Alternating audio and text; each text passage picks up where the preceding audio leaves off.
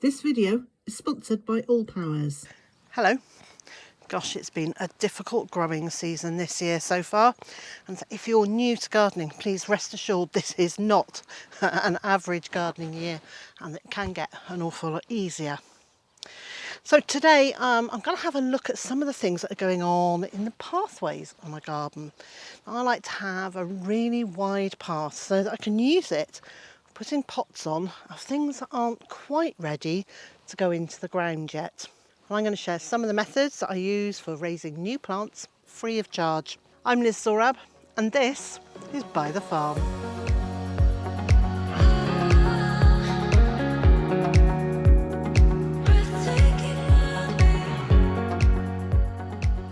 So in this bucket I've got a plant that I've grown from seed, and it's in here because I've given it a really good drink and I want it to soak up lots of water before I plant it.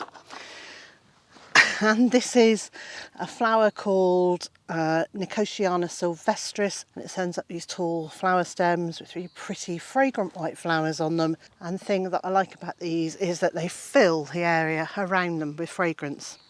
Now, I started these off as seeds in the kitchen, on the kitchen windowsill. I have a very cheap, very little heated propagator, which just gives enough warmth to encourage the seeds to germinate. And then as they grow on, I then take them individually and plant them into individual pots. And as the plant gets bigger, I increase the size of the pot incrementally.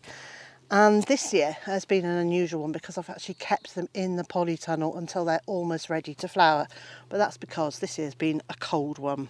So it's had plenty of water. Now I'm going to get it into the ground. So it's had a really good soak in here, and the root ball is wet. And one of the easy ways to get a plant out of a pot is to give it a little squeeze and it'll come out. And if that won't work, tap the pot, not the plant, tap the pot on the side of your bucket, and that will ease the pot off it. So I'm just going to remove that older leaf. So this has got a nice root ball on it. It's not pot bound. In it goes. Now you need that root ball to be wet when it goes into the ground, because otherwise it just never seems to absorb water, and then your plant quite quickly dies. And I don't really understand the science of why if you put a dry root ball into wet soil it doesn't osmose, but it doesn't. I don't even know if osmose is the right word, but the water doesn't soak into the dry bit. And then I'm going to give it a nice drink. So even if you're gardening on a wet day like today, where it's sort of cloudy and actually keeps raining and the soil is moist, you still want to water your new plants into the ground, because that makes the soil touch the root ball completely, and those roots can get access to water and grow away really quickly. Other pots, well actually this one's a tray, is a division. It's a plant that was in the ground and I've lifted it and I've chopped sections off it to replant them elsewhere.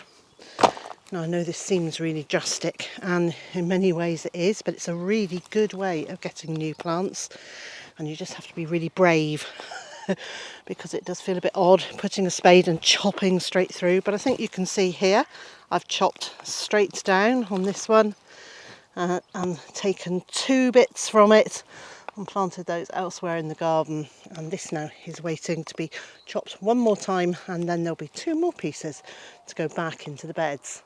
All Powers have sent us a really nice piece of kit to test out and review, and so I need to read the exact numbers for you. So it's an All Powers S2000 Pro Power Station plus the SP037 400 watt solar panel.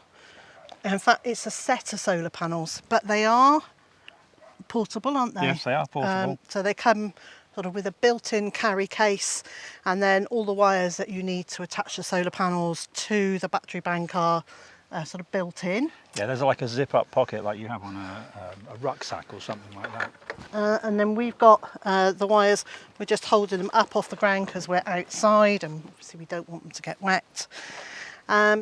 And the bit that I like about it is actually how straightforward it is to use.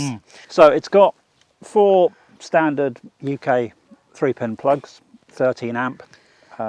It's got USB connectors, which is really nice.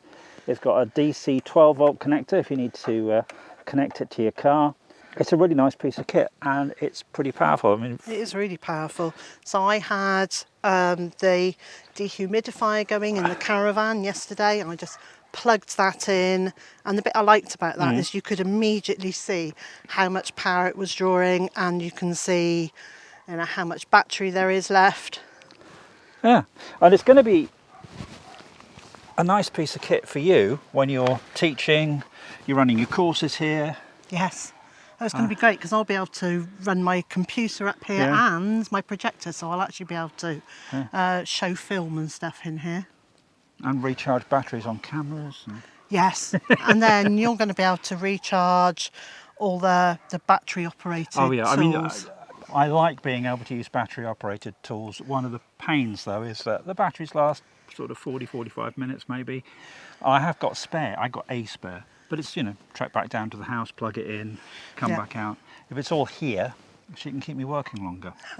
At least I say I've had enough for the day. And the other thing is, come winter time, we actually do get quite a lot of power cuts. We do. Here, so having this fully charged, actually we'd be able to run our Wi-Fi, a TV, lights, camera, action. And the kettle to make a cup of tea. Of course. So if you're interested in finding out more about this, use the link on the video description. And All Powers are offering 10% off if you use the discount code Byther Farm at the checkout. We're standing in front of these screens and the sun has come out, so maybe we should move away for a minute, let it get maximum sunlight to charge it faster. And over here I've got plants that I've grown from cuttings, and there are some more here. Cuttings are another really easy way to get new plants, and once you know how to do it, you can have new plants for life. So these are a fuchsia, and now is a great time to take cuttings of some of your favourite shrubs. So this is a really pretty fuchsia which I grew from a cutting from a plant from our last home. This lovely fuchsia here is a hardy fuchsia, and I really like it, and as you can see it grows really big. So I've got a piece here, it's a non-flowering piece, it's quite a horizontal piece. The end is still soft growth, and then a bit further back it becomes a little bit more woody, and I'm going to cut below a leaf joint like this. So having done that, the very next thing I'm going to do is get it into the bag to try and avoid it drying out from evaporation. Here's the hardy fuchsia, and there were 4 in here, and when I had a look earlier on, there was one that just had the tiniest little piece of root in it, so I've potted that one up separately. But very clearly there are new leaves growing on these 3, and if I dig down and take out one of the plants to have a look and see what the root is doing, if indeed it's doing anything. Let's have a look. So we have got tiny, I don't want to damage the roots, but there are tiny new roots growing. Let's pop that back in. So I'm making a hole and putting it in rather than just pushing it into the soil, because I don't want to risk damaging those fragile little roots. 2 of them took, which I'm really pleased about, and I have them planted on each side of the rose arch. I love the golden colour of the leaves combined with this fuchsia pink and purple flower.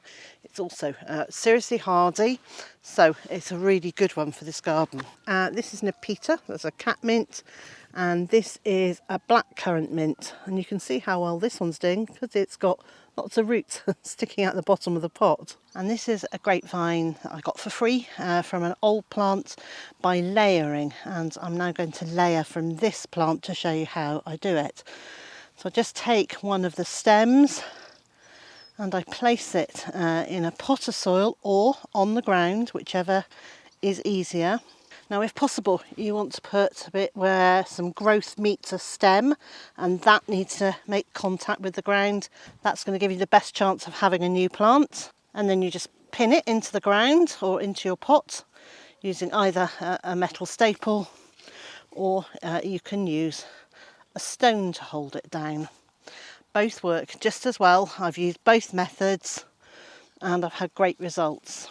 Now you need to give this a water and to leave it, and it's going to take somewhere between 12 and 18 months to produce new roots, but in 12 to 18 months time you'll be able to lift this up, you'll find new roots coming from the stem here, and then you can just literally cut that off and you'll have a new vine growing away nicely in your pot.